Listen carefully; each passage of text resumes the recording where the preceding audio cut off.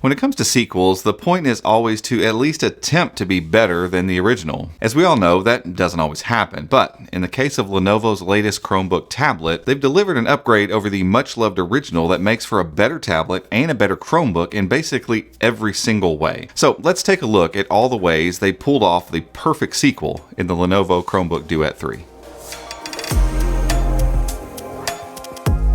But before we get into that, this video is brought to you by Logitech, who we've partnered with for our biggest giveaway yet. We are giving one lucky educator or school faculty 30 Logitech Chrome packs to outfit an entire classroom with the best tools to enhance students' Chromebook experiences. We know that the ever-growing and ever-evolving tech landscape can be overwhelming for educators these days, but Logitech has your back. These Chrome packs include the ideal set of solutions to attach to your students' Chromebooks to help drive their success, all in an awesome kid-approved backpack. This giveaway is open to all currently employed K-12 school or district level faculty, IT staff, and leadership, and ends July 31st. So, if you're eligible, make sure to check the link in the description so that you can get entered to win. And again, a big shout out to Logitech for making this giveaway possible.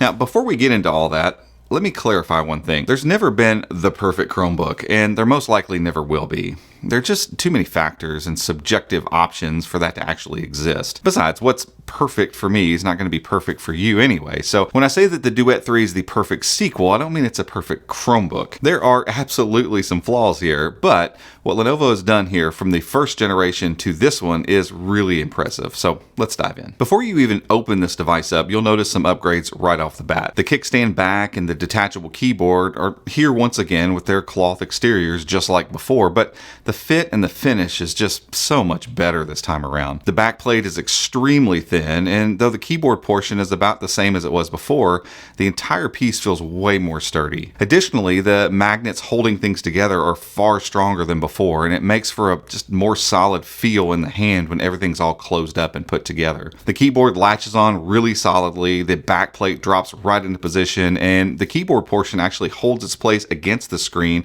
in this really satisfying way when everything is actually closed up. Around the outside, you see the speakers placed in a far better position for stereo separation and USB Type-C port on both sides this time around. I do wish Lenovo would have added a headphone microphone jack to the selection, but it's sadly missing again. With the volume rocker, power button, and cameras being the only other parts of the outside of this device, there's not really much else to remark on, and that's a good thing. It makes for a simple, clean aesthetic that feels great and looks really nice too. Crack open the casing and you're met with a very good looking tablet. Once the outer parts are all removed, the mostly aluminum tablet is thin, it's light, and it's firm in the hand. One-handed use feels perfect, and the small bezels around the screen provide enough space to use the device as a tablet while still remaining out of the way enough to look modern. With the keyboard and backplate all attached, the weight is perfectly portable at just over 2 pounds. But as a tablet only, the weight drops down to just over 1 pound, and paired with the 7.9 millimeter thin body, this thing feels fantastic to hold. I really love what Lenovo has done with this hardware, and in every way it's an upgrade over their first try. For a tablet, one of the most meaningful parts of the hardware is the screen. When we strip all of the rest of the Chromebook away, you're basically just holding a display. Thankfully, Lenovo once again took the original Duet and made it better. We now have an 11-inch 16:10 display versus the original's 10.1-inch measure, and things are still bright, colors are punchy, and viewing angles are perfect. At 400 nits of brightness, this Chromebook can be used outside as long as you have a bit of shade, and when you're indoors, it has all the brightness you could ask for in basically any setting. At 1920 by 1200 resolution, things look very sharp on this display as well, making it honestly my favorite Chromebook tablet screen yet. With a device like the HP Chromebook X211, you get the benefit of a 3x2 display, but it's pushing way more pixels than it really is needed with its Quad HD resolution. The Duet 3 gets the pixel density perfect for this screen size and the mobile processor inside, and it does so with an aspect ratio that works fine on both the desk and in your hand. Though I would have loved to see Lenovo go with a 3x2 1920 by 1280 layout if I'm really nitpicking. Additionally, the rounded corners of the display bring this thoughtfully refined look to the perfectly symmetrical bezels all around, and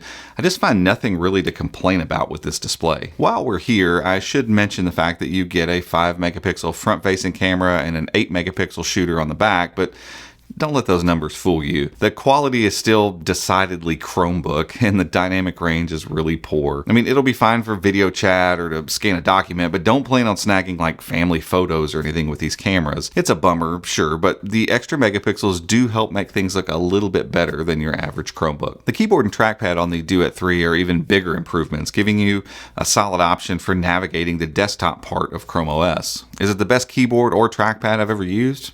No, not by a long shot, but the difference in this and the original can't be overstated. With the larger display size, there's just more room for better key spacing, and Lenovo took full advantage of that. The keyboard, while still smaller than standard, is really nice to type on, and once your hands kind of get the hang of things, the keys are clicky, they have plenty of travel, and allowed me to type all sorts of long-form articles with almost no issue whatsoever. The trackpad is small, but overall really good. The click is nice, and the surface, though it's plastic, stayed smooth during my use. Even when I was outside where humidity tends to make trackpads a little bit sticky, this one held up really well for me. Though I carry around a Logitech Pebble mouse in my bag for remote work situations, I didn't really feel the need to reach for it that often with the Duet 3. The trackpad's plenty usable for shorter work periods. One of the biggest steps up though here is in performance. The Duet 3 is leveraging the same Snapdragon 7C Gen 2 processor that impressed me with the Duet 5, the bigger 13.3-inch model, and you feel it at every turn. Whether it's getting productive on the desktop or swiping around in tablet mode, there's just no denying the speed gains you get in the Duet 3 versus the original. While still not what I would consider a wildly fast Chromebook, the Duet 3 is fast enough for most things you're going to want to do on a Chromebook, and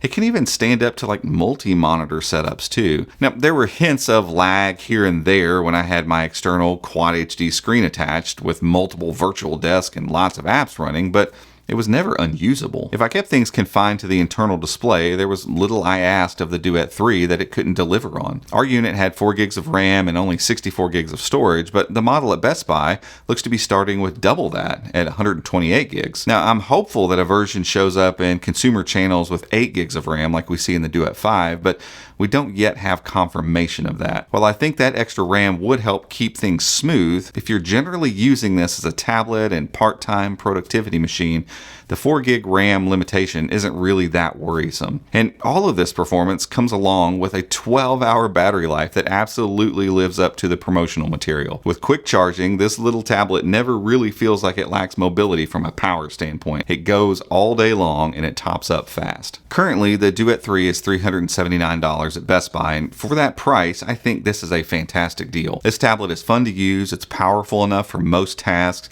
it'll get regular updates until June of 2029, and it's a form factor that we just don't get too often in the ChromeOS space. But there are a few caveats that we have to discuss before we wrap this whole thing up. And first up is the speakers. While I mentioned the positioning making for better stereo separation, the actual sound from them is kind of still bad. They're thin, they don't have much bass, and so if you're kicking back to catch up on an episode of Stranger Things or something, I'd recommend some headphones. And then there's the whole mess with USI Pen Support on this Chromebook. Simply put, this device is a USI 2.0 Chromebook, and while that brings some cool upgrades like better tilt support and wireless charging, it also means support for in-cell displays. The Duet 3 utilizes one of these in-cell displays, and that unfortunately means that only USI 2.0 pens will work. The problem? Well, we don't have any USI 2.0 pens other than Lenovo's USI Pen 2, and it's not available for purchase. So what that means is there are no supported pens that you can use on this tablet right now. So we can't really even evaluate how good or bad pen input is on this one. Hopefully that'll change down the road, but for right now, it's a little bit of a blemish on a really great device. Now, once that all gets tidied up and we have some USI 2.0 styluses on the market, there's little to knock the Duet 3 for. It's the device I've wanted the original Duet to be, and I really think Lenovo did everything you could expect when putting together this little Chromebook. With so many upgrades, this tablet is an easy to recommend device for a wide swath of users. It's powerful enough for mobile productivity, but sized the right way for real tablet use too. With a great screen, vastly improved keyboard, trackpad, and better speed, I'd have to crown this as the best overall tablet in the ChromeOS market right now. With a few changes that are likely on the way, like more RAM and a supported pen, it'll be tough for anyone to make a better Chromebook tablet in 2022 if you ask me. Is it perfect? No, but it sure does feel like a perfect sequel. But guys, that's it for this one. If you enjoyed this video, give us a thumbs up, head down there, hit that subscribe button, and make sure to ring the notification icon as well if you'd like to be alerted when we make future videos just like this one. Until next time, we'll see you.